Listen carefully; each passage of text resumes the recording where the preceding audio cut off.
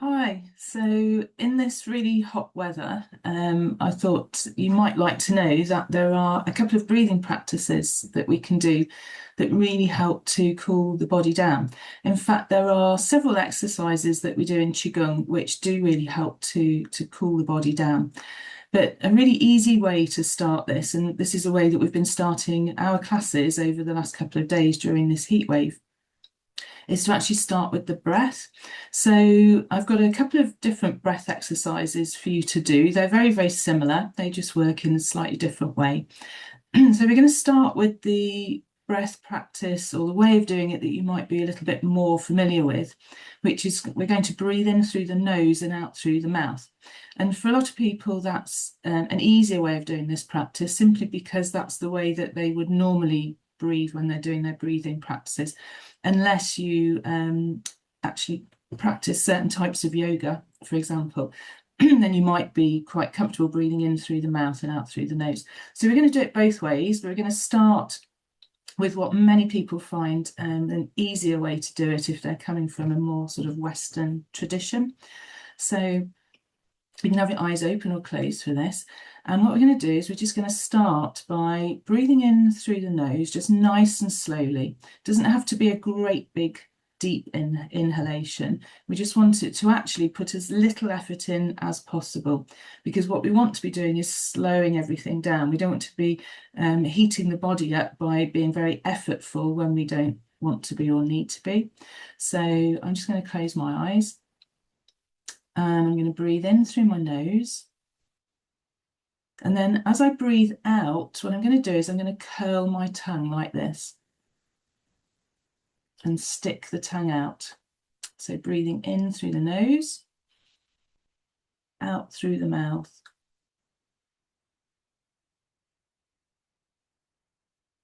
I'm just going to lean a little bit closer to the mic this time, because what I'm wondering if you'll hear is the noise that it makes, and that's going to be helpful as well. So I'm going to breathe in through the nose.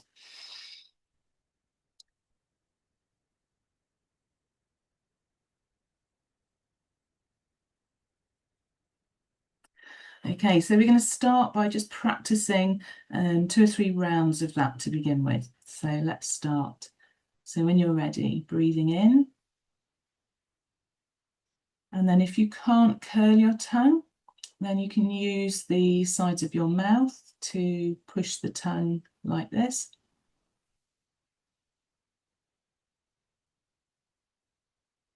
Or you can have the tip of your tongue resting against the roof of your mouth like this.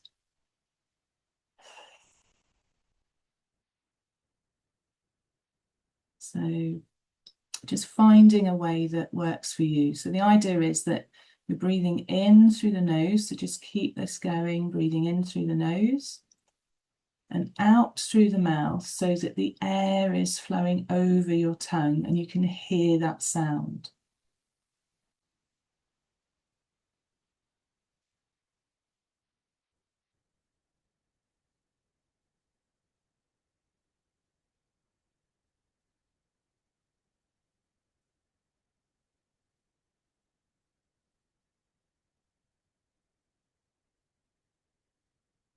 And then just inviting you on each out breath to just think the words body cooling down. So just breathing in nice and gently. Body cooling down as you breathe out. Just keep that going for another 2 or 3 breaths.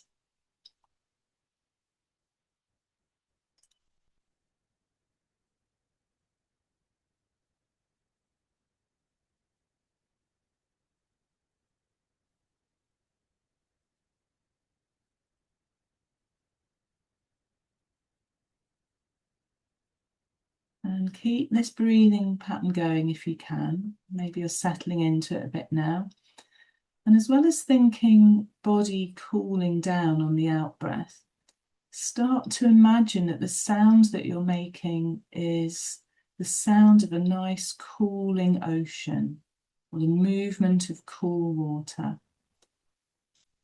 Maybe you can imagine that you're hearing a cooling breeze just moving over the water.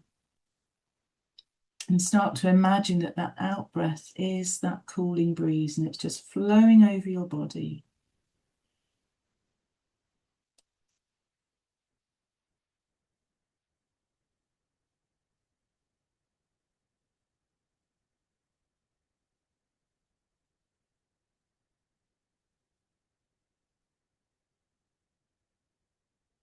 And just one more complete cycle.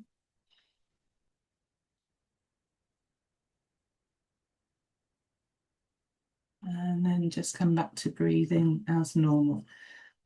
So it's important that we don't do that for too long, especially if we're not used to breathing in that way, because we don't want to get really dizzy, especially in the heat. A little bit of tingling and a little bit of dizziness can actually be a good sign because generally it shows us that we're changing the ratio of oxygen to carbon dioxide in the blood. And that's actually usually what most of us need, because most people overbreathe. So it means that our oxygen levels are too high. So when we change that and we get them back into the balance that they really need to be in, we can feel a little bit tingly and a little bit lightheaded. What we don't want to do is to start feeling really dizzy or like we're going to faint. So if this is new to you, just practice that a few times and then take a break. You can always come back to it. Once you get used to it, then obviously you can do it for longer. And it really does work. I'm sitting in quite a warm room now, and I've actually got goosebumps on my legs. The temperature outside is something like 35, 36. And I haven't got any aircon here, but just doing that has cooled me down so much that I'm starting to get goosebumps. So, but I have practiced it a lot over the last few days. And the other thing to remember is that not everybody can curl their tongue. It's a genetic thing. So you're either born being able to do it or you're not. So don't worry if you can't curl your tongue. The important thing is that you're slowing down the out breath and you're sticking your tongue out in some way, or like I said, curling it so that the tip of the tongue is curled up against the back of your top row of teeth. Because you're still getting the air moving slowly over the tongue and you're still getting that sound. And one of the really interesting things about sound is that the parts of the brain that respond to sound emotionally or physically don't actually quite know where that sound's coming from or what it is. I mean, our ears are very good at picking up the direction of sound. But what I mean is, if we're thinking about a cooling breeze and we're hearing the sound of a cooling breeze at the same time, that can trick the brain into thinking that we are really experiencing a cooling breeze. In the same way, if you've ever done the lemon test, you know, if you think a lot about the smell of lemons and cutting one open and maybe drinking it or eating it, you can actually start to produce saliva in your mouth because you're tricking the body into thinking that it's getting ready to eat a lemon. So we can actually trick the brain and the body into changing what it's doing. So we can slow it down, cool it down. And like I said, this week in all my Qigong classes, we've been focusing on those exercises that cool the blood down. And we've been starting every class with this practice. And then we've been going back to it throughout the lesson. So the other way of doing it, which if you're practiced in yoga, this will probably be the method that you know, which is exactly the same thing or very similar, but we're doing it the other way around. So we're doing the same thing with the tongue, but we're breathing in through the mouth and out through the nose. The reason I actually prefer the first one is because I like to use the visualization and the sound as well, because I think that works really well for people. But this has been shown to cool the blood down really quickly, and it's used a lot in India, which is obviously a very hot country. So my understanding is that that's where it comes from, and it's a practice that is used a lot in hot countries. So it obviously does work. So let's just have a go at that for a few breaths. So just as we were with the tongue, so whichever tongue position works best for you for this breathing practice. So I'm going to curl my tongue, stick it out, and I'm going to breathe in through the tongue.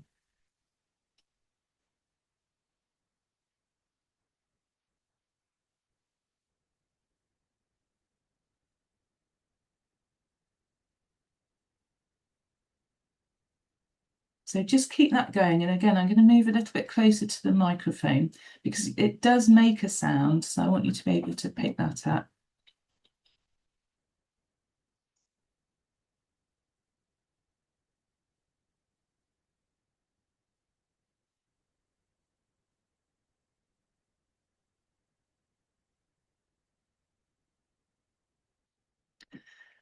So keep that going. Hopefully you could hear that. It's a bit quieter than the first method.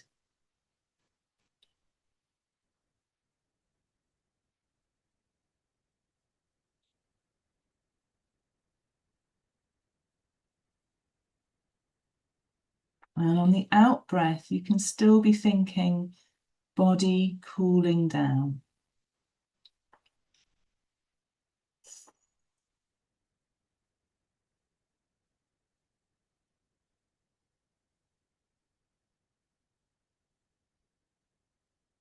And just keep experimenting with the shape of the mouth and where you're putting your tongue, because you're going to find that it's more or less comfortable trying it in different ways, and it's more or less effective. So it's really worth experimenting and work out what works best for you. So that's just another little breathing practice that you can do, and exactly the same rules apply to that one as the previous one. Try it out for a few goes first of all, take a break, then come back to it, and stop if you start feeling dizzy. Try it again later. But everyone that I've taught it to in the last few days, for most of them, it's been a new practice for them. They haven't done it before. And nobody's actually gone dizzy or felt faint doing it. And we've done it for, several minutes. So I'd go for, if you can, go for sort of 2 or 3 minutes. But like I say, just go back to normal breathing every now and then if you need to. So, and do remember that there are lots of Qigong practices that we can do. Not everything speeds us up. In Qigong, some things are meant to warm us up and other things are meant to slow us down and cool us down. So if you have a Qigong practice and you want to keep that going during the hot weather, then do just seek out some Qigong that's meant for cooling the body and just stick to those, and don't do the exercises you might normally think about doing if they're going to warm the blood up too much. And just remember as well that if you are a zebra, we zebras have to be extremely careful in the hot weather because we usually have autonomic dysfunction, which means that our bodies just really struggle to move the fluid around the body anyway. So any fluid, whether it's blood or synovial fluid, whatever it is, our bodies struggle with that. So remember to keep moving your feet, keeping your legs raised when you can. It's doing leg raises as you're sitting can be really helpful. Moving your feet around, scrunching up your toes, the same with your hands, doing, the light bulb thing. That can be really good. Not vigorous, obviously, because that's going to make you hot. But it is really important to keep the blood and the air moving around the body and just really take care of yourself in this hot weather.